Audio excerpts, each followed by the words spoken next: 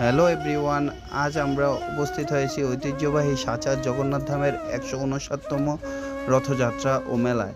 শতবর্ষেরও বেশি সময় ধরে এই রথযাত্রা ধর্মীয় ভাবগাম্ভীর্য, ঐতিহ্য ও সম্প্রীতির এক অনন্য নিদর্শন হয়ে আছে।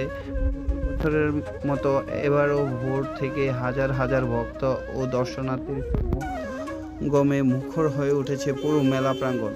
জয় জগন্নাথ ধ্বনিতে চারপাশ যেন এক ভক্তিময় পরিবেশ রূপ নিয়েছে।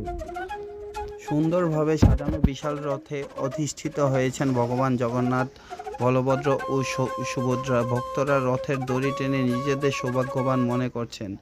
হিন্দু ধর্মীয় বিশ্বাস অনুযায়ী ভক্তি ভরে রথ টানলে জীবনে কল্যাণ ও মঙ্গল লাভ হয়।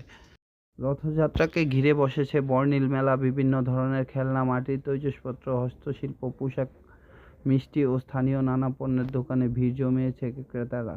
শিশু থেকে শুরু করে সব বয়সের মানুষ আনন্দমুখর পুরো আয়োজন। শুধু ধর্মীয় অনুষ্ঠান নয়, এই রথযাত্রা আমাদের সংস্কৃতি, ঐতিহ্য এবং সাম্প্রদায়িক সম্প্রীতির এক উজ্জ্বল প্রতীক।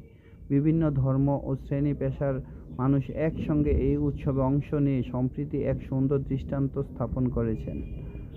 আপনারা যদি এখনও সাচার জগন্নাথ ধামের ১৫৯তম রথযাত্রা ও মেলায় না এসে থাকেন, তাহলে সুযোগ পেলে অবশ্যই ঘুরে আসুন। ঐতিহ্য, ধর্মীয় আবহাওয়া এবং মেলায় প্রাণবন্ত পরিবেশ আপনাকে মুগ্ধ করবে। ভিডিও ভালো লাগলে লাইক, কমেন্ট, শেয়ার করতে ভুলবেন না।